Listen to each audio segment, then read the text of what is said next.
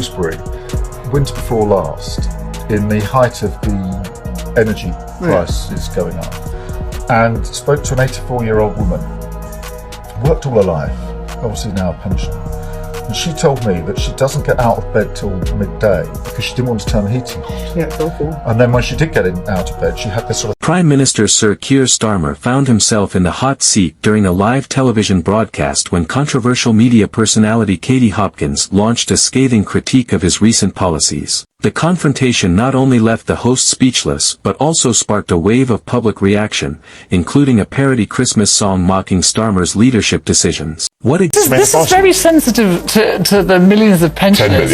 10 million pensioners who are going to be freezing cold this winter thanks to Labour's policies. And you can't compare it to the song the Ding Dong the Witch is Dead. That was someone had died.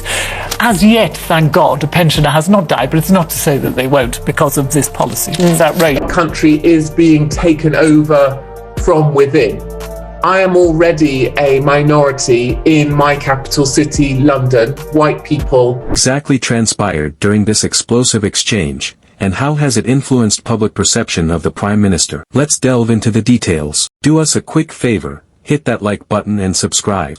During a live broadcast, Katie Hopkins confronted Prime Minister Kier Starmer, challenging his recent decision to abolish winter fuel payments for all but the poorest pensioners, a policy that has drawn significant criticism from various quarters. Prime Minister, how do you justify leaving millions of our elderly to freeze this Christmas? Hopkins questioned, her tone unrelenting. Starmer, visibly taken aback, attempted to defend the policy as a necessary measure for economic stability, but Hopkins' relentless questioning left the host and viewers in stunned silence. On July 29, 2024, the Starmer administration announced the abolition of winter fuel payments for all but the poorest pensioners, a move intended to reallocate funds within the strained national budget. This decision has been met with widespread backlash from Labour MPs, opposition parties, trade unions, and the general public. Critics argue that this policy neglects vulnerable elderly populations, potentially leaving them without adequate heating during the harsh winter months.